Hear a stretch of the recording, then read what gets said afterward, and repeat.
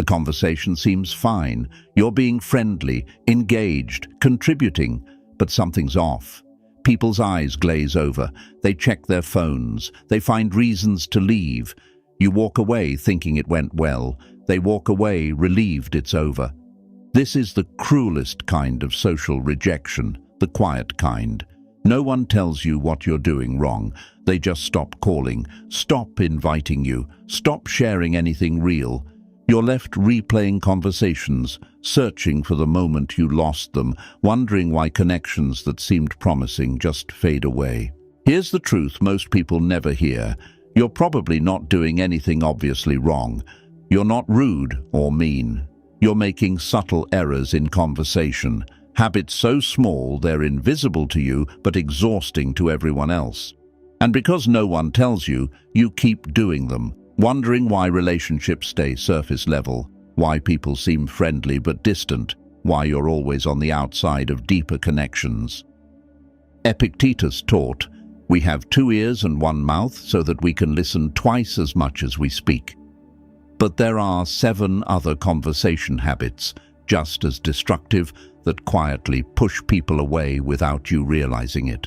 Today, I'll show you 8 conversation habits that make people dislike you, not loudly, but quietly, which makes them nearly impossible to recognize without help. These aren't about being fake or manipulative. They're about removing the invisible barriers between you and genuine connection. If you're ready to understand why conversations haven't been connecting the way you hoped, subscribe. Let's fix this together. Let's begin. Habit number 1. You wait for your turn to talk instead of actually listening. Someone's telling you about their difficult week. You nod, maintain eye contact, make the right sounds. But inside your head, you're not processing what they're saying. You're formulating your response, thinking about your similar experience, planning what you'll say the moment they pause for breath. The words are entering your ears, but you're not truly receiving them. You're just waiting for the opening to speak. This habit quietly damages connection because people feel it. They can't articulate how, but they sense you're not fully present. The conversation feels transactional, not connective. They're sharing something real, and you're treating it like a cue, waiting for your turn. Eventually, they stop sharing anything meaningful with you, because what's the point of talking to someone who's just rehearsing their own monologue while you speak? I watched this destroy a friendship. My colleague would share updates about her aging mother's declining health, something weighing heavily on her. Her friend would nod along, seem sympathetic. But the moment my colleague paused, her friend would immediately launch into her own parent stories. Not to connect, but to top it. My colleague started noticing a pattern. Every conversation followed the same rhythm. She'd share something vulnerable. Her friend would wait exactly long enough for a breath, then redirect everything back to her own experiences. Within 6 months, my colleague stopped confiding in her entirely. The friendship became surface-level small talk because she'd learned that her friend wasn't actually listening, just waiting. Epictetus taught, "We have 2 ears and 1 mouth so that we can listen twice as much as we speak." What he understood was that genuine listening is rare. Most people perform listening while mentally rehearsing their response. This isn't connection. It's parallel monologues. The Stoics valued presence, being fully where you are with whom you're with. When you're planning your response while someone speaks, you're not present. You're in your own head, making the conversation about you even while they're talking.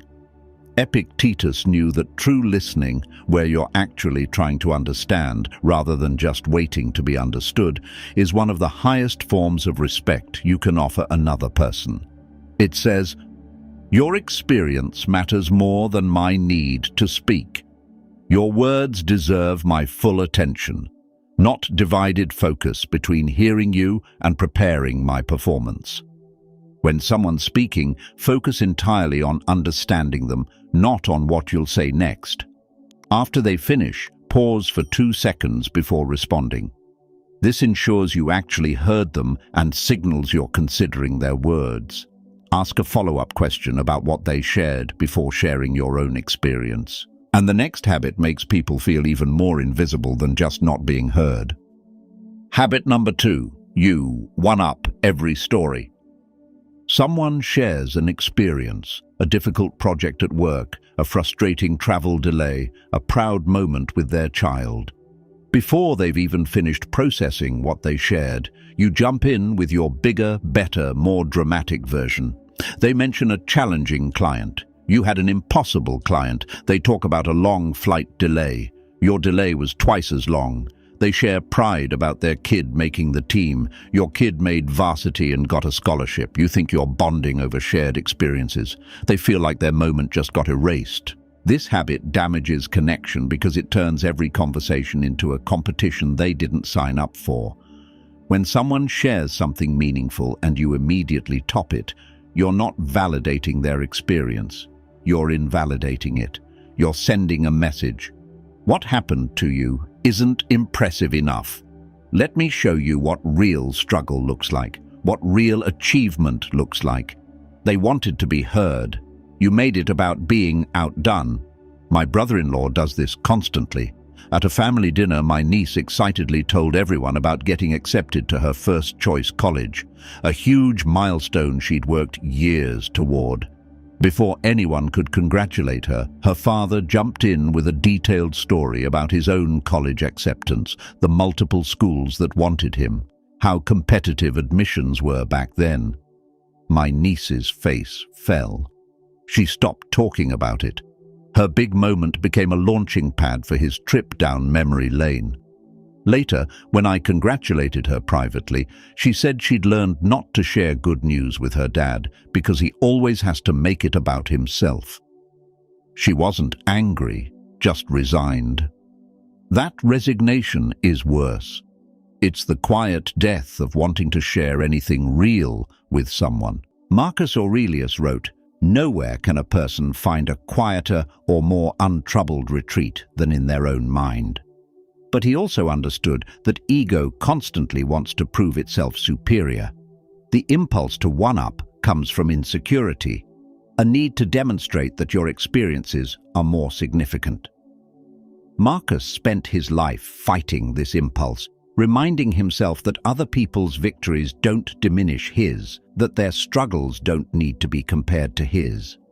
He knew that true strength allows others to have their moment without needing to reclaim the spotlight. When you let someone else's experience stand without competition, you're demonstrating confidence. When you rush to top it, you're revealing insecurity. When someone shares an experience, resist the urge to immediately share your similar story.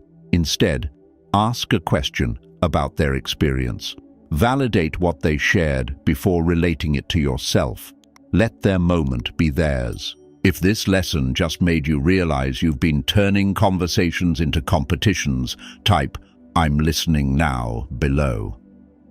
Acknowledging the pattern is the first step to breaking it, and your honesty might give someone else permission to do the same. And the next habit makes conversations feel like you're draining people's energy without noticing. Habit number 3. You give unsolicited advice. Someone shares a struggle they're facing. Before they've even finished describing the situation, you're already solving it. You jump straight into what they should do, how they should handle it, the steps they need to take. You think you're being helpful. They feel like you just dismissed their feelings to get to your solution. Most people don't share problems because they need answers. They share because they need to be heard, validated, understood. When you immediately pivot to advice, you skip the part they actually needed. This habit damages connection because it sends a clear message. Your feelings aren't important. Let's get to fixing this. When someone's describing something difficult and you interrupt with solutions, you're treating their emotional experience like an inconvenient obstacle to efficiency. They wanted empathy. You gave them a to-do list. Over time, they learn you're not a safe person to be vulnerable with, not because you're unkind, but because you make vulnerability feel like a problem to solve rather than an experience to share. A friend learned this the hard way with her daughter. Throughout her teenage years, the daughter would start to share things: friend drama, school stress, relationship confusion. My friend would listen for maybe 30 seconds, then launch into advice mode. What the daughter should say, how she should handle it, what the friend was probably thinking. She thought she was being a good mother, helping her daughter navigate challenges. But her daughter stopped coming to her with anything real. She'd share surface details, but never the actual struggle. Years later, after some family counseling, the daughter finally said what she'd needed all along wasn't solutions. It was just her mother sitting with her in the difficulty, acknowledging how hard it was, making her feel less alone in it. The advice, however well-intentioned, had created distance. Epictetus taught, "Know first who you are and then adorn yourself accordingly." What he meant applied to conversation too. Know first what the moment requires before you act. Not every problem shared is a request for solutions. Sometimes the most powerful thing you can offer isn't advice, but presence. Epictetus understood restraint, knowing when to speak and when to simply be with someone. The impulse to immediately fix comes from discomfort with others' pain. We want to solve it quickly so we don't have to sit with the heaviness of it. But that discomfort is ours, not theirs. When you rush to advice, you're managing your own discomfort, not serving their need. Before offering advice, ask one simple question. Do you want to talk through solutions, or do you just need someone to listen? Then honor whatever they answer. Sometimes the most helpful thing you can do is nothing except be fully present. And the next habit makes people feel like they don't actually matter in the conversation. Habit number 4. You bring every topic back to yourself. Someone mentions they're thinking about changing careers. Within 2 sentences, you're talking about your career journey, your job changes, your professional philosophy.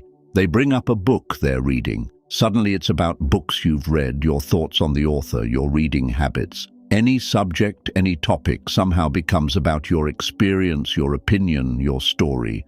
You think you're relating and connecting. They feel like they're just providing prompts for your performance. This habit damages connection because it turns the other person into an audience for your life rather than a participant in a mutual conversation. When every thread they introduce gets redirected to you, they stop introducing threads. Why bother sharing when it's just going to become another launching pad for your stories? The conversation feels hijacked. They came to talk with you, they're leaving having talked at you, or, more accurately, having been talked at by you. My neighbor experienced this with her book club.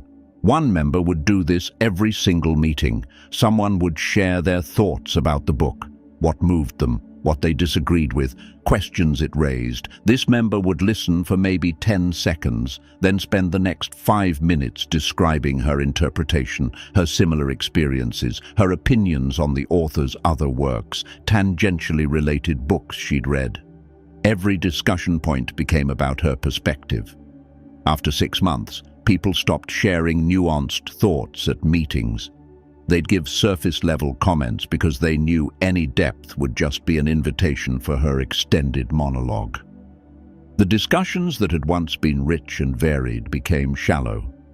Not because people didn't have thoughts, but because they'd learned sharing them meant losing control of the conversation entirely. She genuinely didn't understand why people seemed less engaged. She thought she was contributing enthusiastically. She was actually suffocating everyone else's contribution. Marcus Aurelius wrote about the importance of genuine interest in others' thoughts and experiences. He reminded himself daily to listen, not to respond, but to understand. He knew that ego constantly wants to center itself, to make everything about its own perspective and experience. True wisdom, he taught, requires restraining that impulse. When you allow the conversation to remain focused on what someone else introduced, you're demonstrating respect for their inner world. When you constantly redirect everything to yourself, you're revealing that their inner world isn't as interesting to you as your own.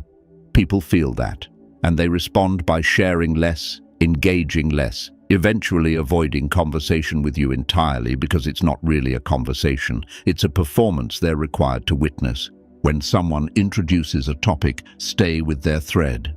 Ask follow-up questions about their experience before sharing yours. If you share a related story, make it brief and then return focus to them. Keep the spotlight where they placed it. If these conversation habits are helping you see patterns you didn't realize were pushing people away, subscribe for more Stoic wisdom on authentic connection. And if this clarity is worth sharing, like it so others can recognize these barriers in their own conversations. And the next habit makes people want to stop talking mid-sentence. Habit number 5, you interrupt and finish people's sentences. Someone's mid-thought, searching for the right word or building toward their point. You jump in, you complete their sentence for them or cut them off to add your perspective before they've finished theirs.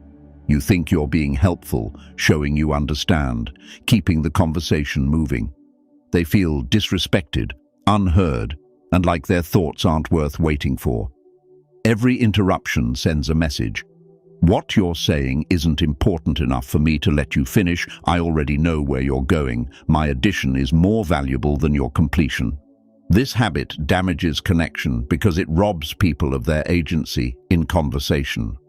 When you consistently interrupt, you're communicating that your thoughts have priority over theirs, that your pace matters more than their process.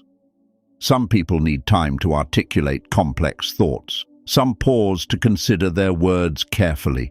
Your interruptions don't help, they derail. And people who get interrupted repeatedly learn to stop trying.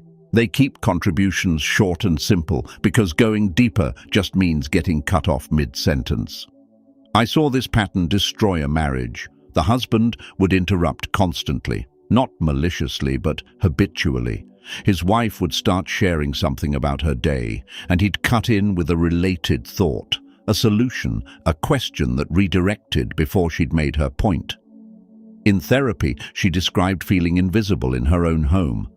Not because he didn't care about her, he clearly did, but because he never let her finish a complete thought. She'd stopped telling him anything that required more than one sentence because she knew she wouldn't get to the end of it. He was shocked. He genuinely hadn't realized. He thought he was being engaged, responsive, keeping conversation dynamic. She experienced it as being constantly dismissed, as if her words weren't worth the patience required to hear them fully.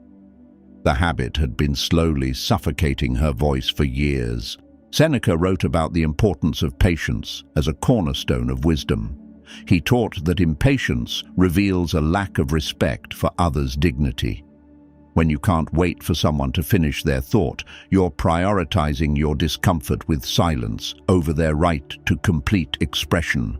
Seneca practiced deliberate pauses in conversation, training himself to let others' words land completely before responding.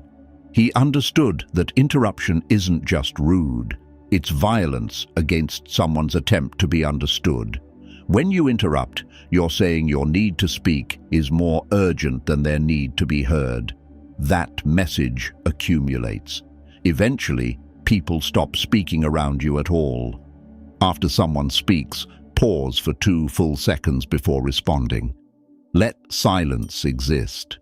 It ensures they're truly finished and signals their words deserve consideration. If you catch yourself about to interrupt, physically stop, close your mouth, wait. And the next habit makes every conversation feel hollow and superficial.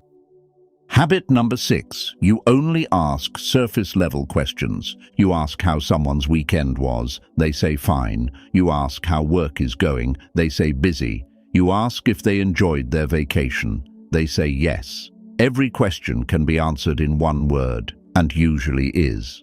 You think you're showing interest. They experience it as checking boxes, going through social motions without any genuine curiosity about who they actually are.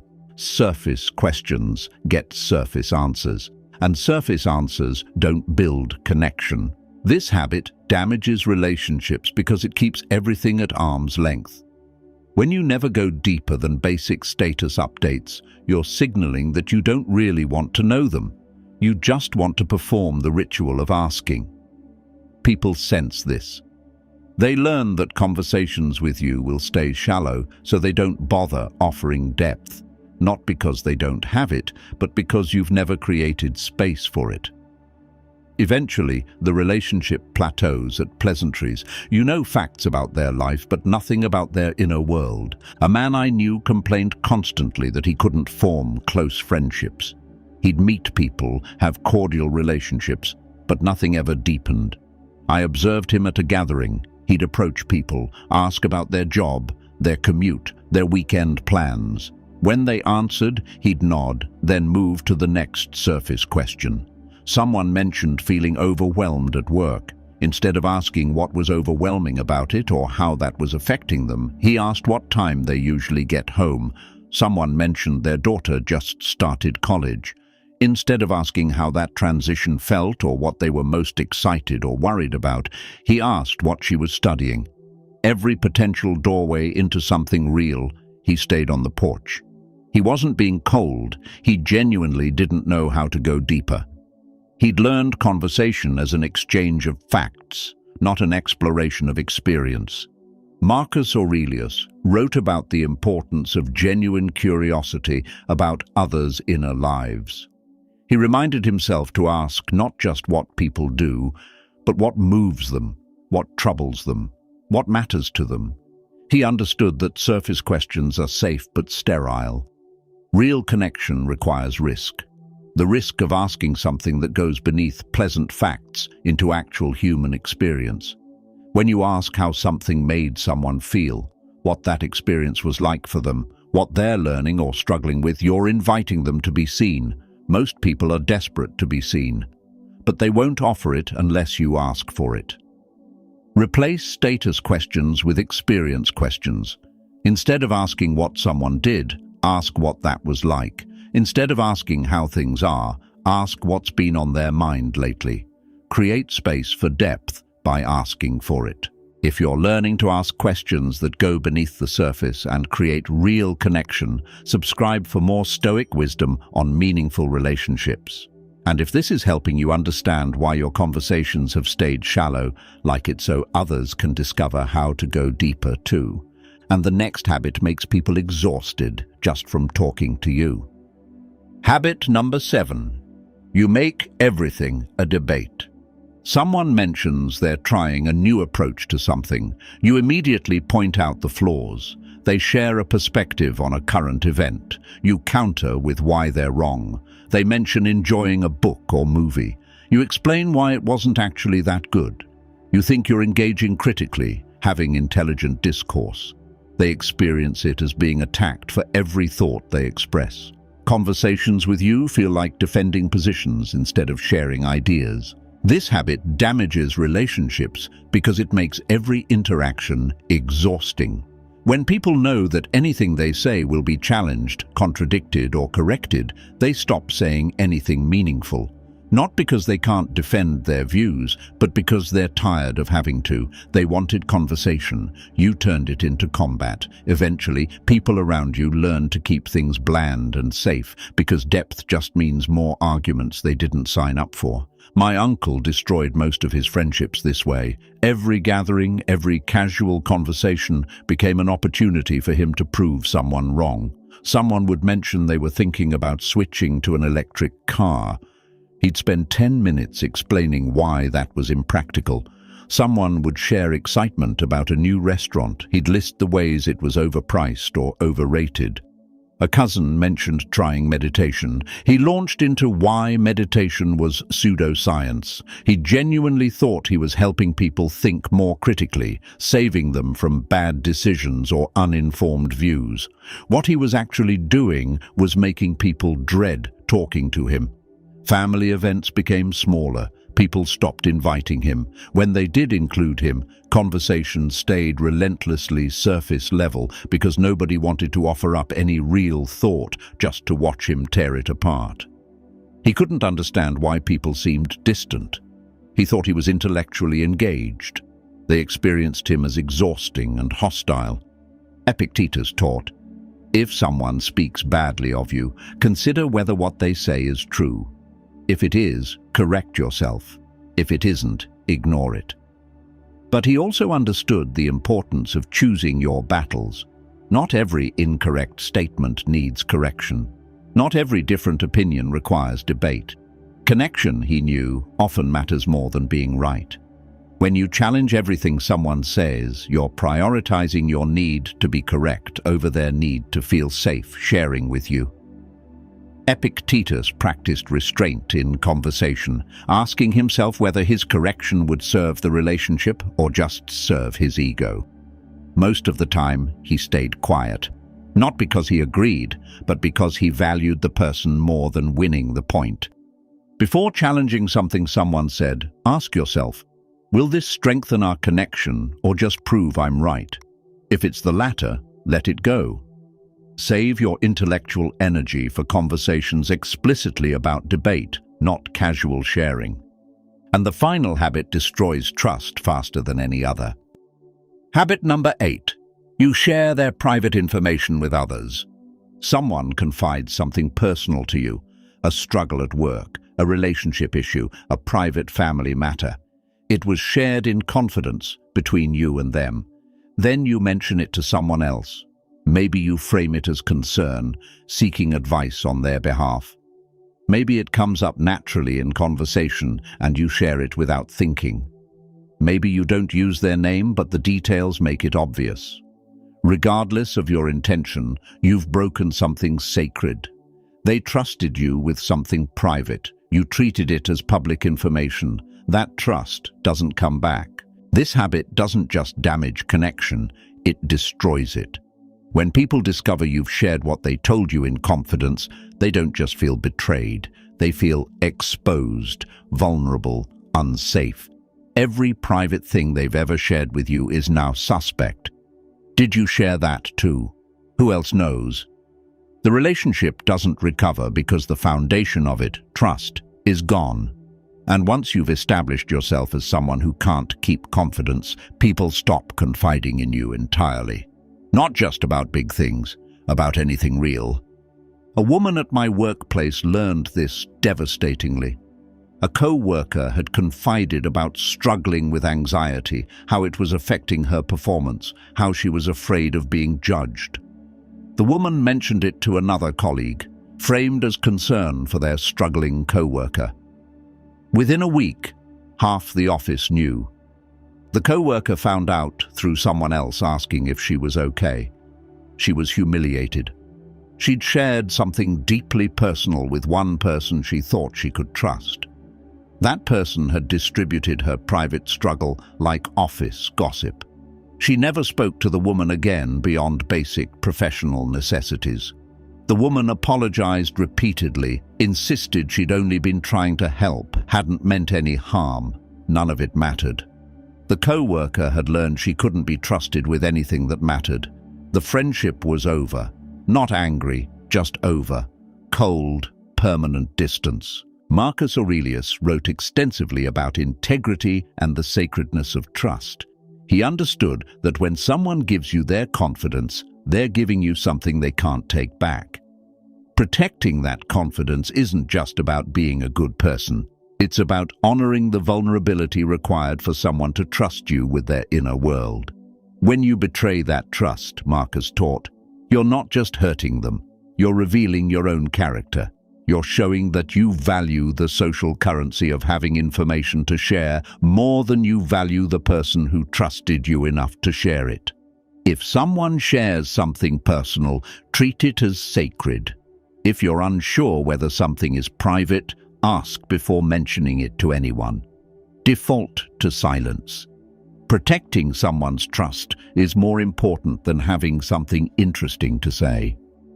These 8 habits aren't proof you're a bad person. They're signs you're human and unaware. Most people do at least 3 of these without realizing the damage.